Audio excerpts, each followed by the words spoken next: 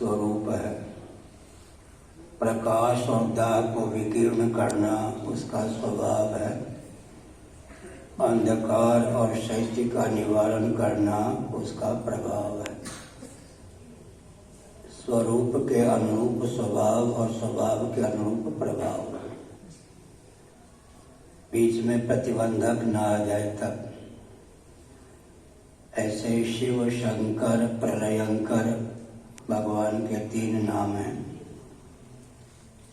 शिव स्वरूप प्रधान नाम है, शंकर स्वभाव प्रधान नाम है, प्रलयंकर प्रभाव प्रधान नाम है।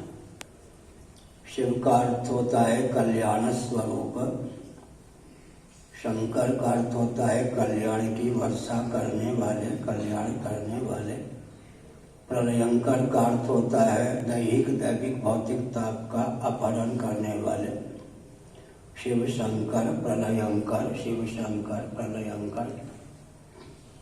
शिव शिव जपत मन आनंद, जाहि सुमिरत विघ्न विनशत कटत यम के बंद। शांतम शिवमद्वैतम चतुर्थम मन्यन्ते स आत्मा स विज्ञेयः। मांडूक्य उपनिषद 7वें और 12वें मंत्र के माध्यम से शिव तत्व की अद्वितीयता का प्रतिपादन किया गया है। शिव तत्व ही सर्वरूपों में अभिव्यक्त है।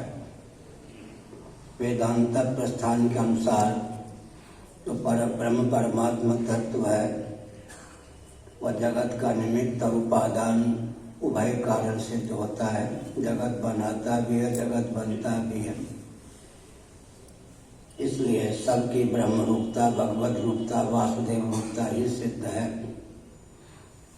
हम जिसको परमात्मा मानते हैं वेदादि शास्त्रों के अनुसार वह कालकृत, देशकृत, वस्तुकृत, परिच्छेद शून्य है।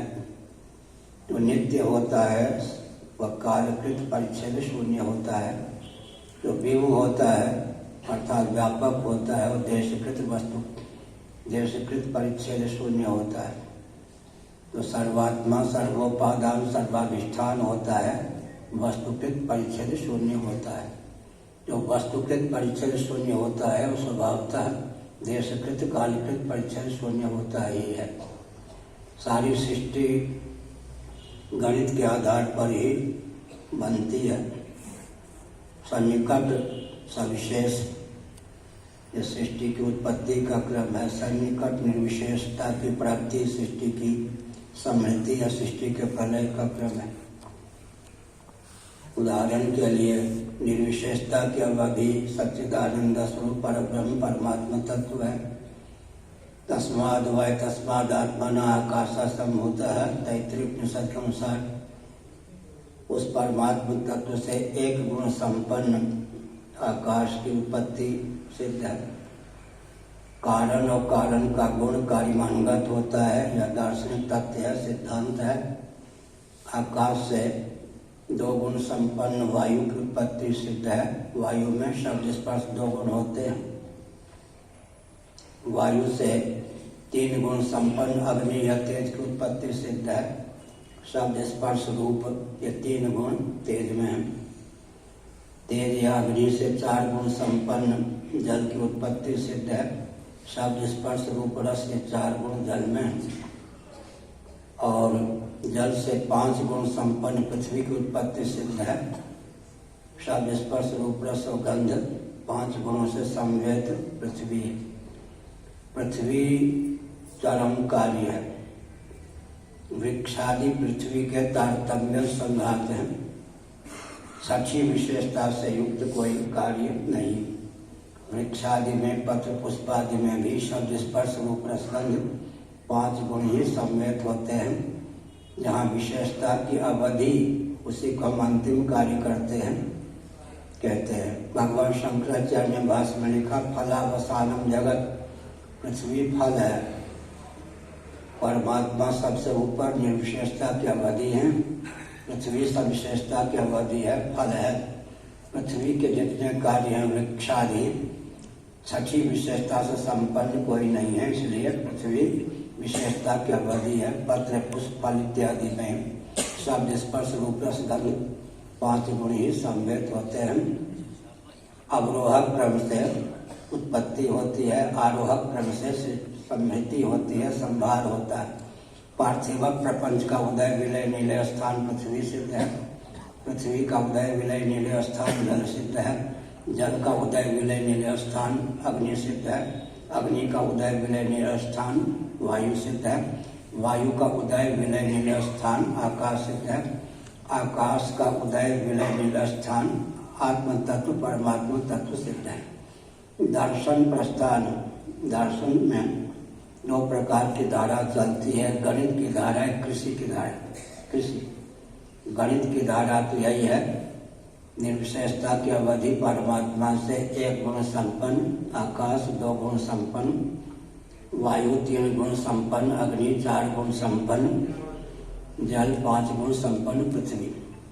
कृषि विज्ञान में बीजावस्था भी होती है, इसलिए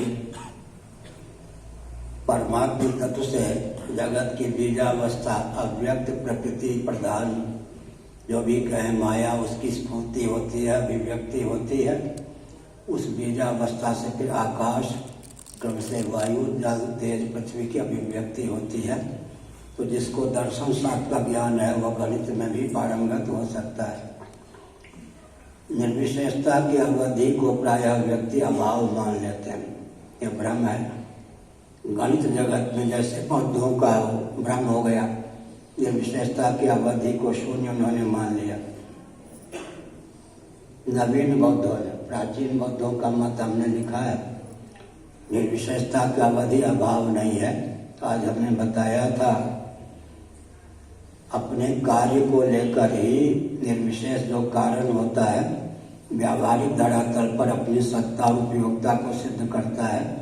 जैसे कि पंचदशी के अनुसार मैंने बताया, सन घट, सन पट, सन त्यापा, स्थिभूष, सन वायु, पृथ्वी है, जल है, तेज है, वायु है, आकाश है, अस्ति, सत कारण की अनुगति सब जगह है।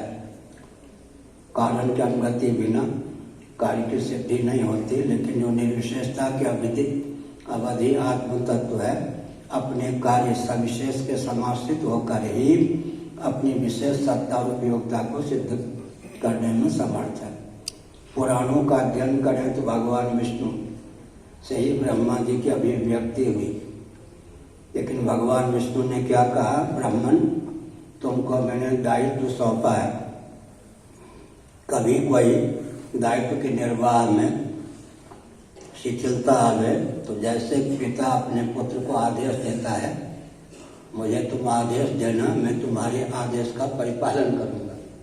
उदारता हुई, ब्रह्मा जी कोई आदेश तो नहीं देंगे। तो यही है, बड़े जो होते हैं छोटे को महान बनाकर उसका अनुगमन करने लगते हैं। छोटा समझता है कि मेरे अनुगामी हैं तो पतन हो जाता है। भगवान श्रीमन नारायण ने कहा, ब्राह्मण तुमको मैंने बहुत बड़ा दायित्व सौंपा है, दायित्व के निर्वाह में कहीं कोई अटक हो, अटकन हो, भटकन हो, लटकन हो, मेरा स्मरण करना। जैसे पिता के स्मरण करने पर पुत्र आ जाता, वैसे मैं प्रकट होकर के विघ्न को दूर कर दूंगा। तो हमने संकेत किया, शब्द में अपार अचिंत शक्ति का सन्निवेश है। सावधान होकर सुनिए, जब कोई व्यक्ति खर्राटे लेकर सोया होता है, उसका नाम लेकर उसे पुकारा जाता है, तब प्रश्न उठता है कि नाम सुनने के बाद वह जगता है या जगने के बाद नाम सुनता है। नाम सुनने के बाद जगता है तो सोया हुआ सिद्ध नहीं होता, जगने के बाद नाम सुनता है तो नाम जगाने वाला सिद्ध नहीं होता। नाम लेना व्यर्थ गया। शब्द में अचिंत शक्ति का सन्निवेश है। खर्राटे लेकर सोया हुआ व्यक्ति जब उसका नाम लेकर पुकारा जाता है, न तो वो नाम सुनने के बाद जगता है, न जगने के बाद नाम सुनता है। शब्द में सन्निहित अचिंत शक्ति के बल पर वह जग जाता है। इसलिए ब्रह्मसूत्र में देवताधिकरणम है, उसके अनुशीलन से यह तथ्य सिद्ध होता है। महासार के प्रारंभ में भगवान ने भू इस वैदिक शब्द का स्मरण किया, उच्चारण किया, पृथ्वी बन गई। न स्वस्ति प्रत्यय लोके या शब्दांगमादिते वाक्यपदीयम व्याकरण का दार्शनिक ग्रंथ है। उसके 121 कहीं पर पाठांतर, कहीं पाठ है 123 में न स्वस्ति प्रत्ययो लोके यह शब्दांगमादृते। कोई भी व्यवहार साधक ऐसा बोध नहीं है, प्रत्यय नहीं है जिसमें शब्द का अनुवेद न हो। हम प्रायः कहा करते हैं, है कोई चतुर्चितेरा पारखी माई का लाल, तो किसी भी भाषा के किसी भी शब्द या शब्दजन्य संस्कार का आलंबन लिए बिना एक संकल्प कर ले, एक विकल्प कर ले, एक निश्चय कर ले, एक स्मरण कर ले, एक गर्व कर ले। किसी से कहें बेखटके जितना चाहो संकल्प करो, निश्चय करो, गर्व करो, स्मरण करो, परंतु किसी भी भाषा के किसी भी शब्द या शब्दजन्य संस्कार का योग मत होने दो। इसीलिए उपनिषदों में एक तत्व उद्भाषित किया गया है, शब्दानुविद्ध जो प्रत्यय है वही व्यवहार का साधक है, शब्द विहीन जो प्रत्यय है उसी का नाम परमात्म तत्व है, आत्म तत्व है। सृष्टि का संचालन परब्रह्म शब्द ब्रह्म के द्वारा ही होता है। परब्रह्म को ही गीता के 3 अध्याय में अक्षर कहा गया है, और शब्द ब्रह्म प्रणव है। वैयाकरणों के हम यहाँ जो प्रणव है, सांख्यों के उसी का नाम प्रकृति होता है। इसलिए शीतोपनिषद में प्रणव माने ओंकार और प्रकृति की एक रूपता है। हमारे यहाँ जो प्रणव है उसी में परमात्म तत्व को बहुभवन सामर्थ्य से संपन्न करने की क्षमता है। प्रणव के योग से, नाम के योग से नामी अपने आप को विविध रूपों में अभिव्यक्त करता है। इतना मैंने दर्शन को लेकर कहा। सारी सृष्टि गणित के आधार पर ही है। 5 गुण संपन्न पृथ्वी का उदय विलय निर स्थान, 4 गुण संपन्न जल ही हो सकता है। 4 गुण संपन्न जल का उदय विलय निलय स्थान, 3 गुण संपन्न अग्नि तत्व ही हो सकता है। 3 गुण संपन्न अग्नि का उदय विलय निलय स्थान वायु तत्व ही हो सकता है। 2 गुण संपन्न वायु तत्व का उदय विलय निलय स्थान आकाश ही हो सकता है। और आकाश का जो कि 1 गुण संपन्न उदय विलय निलय स्थान परमात्मा तत्व या आत्म तत्व ही हो सकता है। अब प्रश्न होता है, परमात्मा तो चेतन है, आकाश आदि तो जड़ है, चेतन से जड़ की उत्पत्ति कैसे हो सकती है? 2 प्रकार का प्रस्थान है। जड़ से चेतन की अभिव्यक्ति हो जाती है। 4 वाकों का सिद्धांत है। चातुर्भौतिक जगत है, पृथ्वी जल तेज वायु। जड़ से चेतन की उत्पत्ति हो जाती है उनके यहाँ। हमारे यहाँ चेतन से जड़ की उत्पत्ति होती है। दोनों में दृष्टांत है। चेतन से स्पंदन युक्त जो त्वक है उससे बाल, चेतना विहीन बाल की उत्पत्ति हो जाती है। यह तो चेतन से जड़ की उत्पत्ति भी होती है और जड़ से चेतन की उत्पत्ति भी हो जाती है। गोमूत्र गोमय आदि से बिच्छू विभिन्न प्रकार के जीव जल उत्पन्न हो जाते हैं। तो जड़ से चेतन की उत्पत्ति को लेकर भी दृष्टांता सिद्धि नामक दोष की प्रसक्ति नहीं है। चेतन से जड़ की उत्पत्ति भी दृष्टांत दोनों पक्षों में है, लेकिन अंत में अतीन्द्रिय तत्व के निर्धारण में वेदादि शास्त्र ही प्रमाण है। एक विचित्र बात है, ध्यानपूर्वक आप सुन ही रहे हैं। इंद्रियों की गति केवल वर्तमान तक होती है। जितने भौतिकवादी हैं पछाड़ कर खाते हैं। भौतिकवादी चेतना विशिष्ट शरीर को आत्मा मानते हैं। इंद्रियों की गति केवल वर्तमान तक होती है। मन की गति काल गर्भित और कालातीत दोनों पदार्थों में तत्वों में होती है। यच्चत्र कालातीतम तदप्योंकार एवं। मन की गति केवल वर्तमान में ही नहीं, भूत भविष्यत वर्तमान तीनों कालों में कालातीत अव्याकृत परमात्मा में भी होती है। इसलिए तैत्तिरीय उपनिषद में मनोमय कोश में ही वेदादि शास्त्र प्रतिष्ठित हैं, क्योंकि शास्त्र का लक्षण और मन का लक्षण एक है। वेदादि शास्त्रों के अधिगम से काल गर्भित जितने पदार्थ हैं उनका विज्ञान होता है, कालातीत परमात्मा तत्व का भी विज्ञान होता है। गणित को लेकर गोष्ठी है, कुछ महान भाव अपने भाव व्यक्त करना चाहे कर सकते हैं। अंक गणित को लेकर मैं संकेत करता हूँ, आज भी किया था कहीं गोष्ठी में।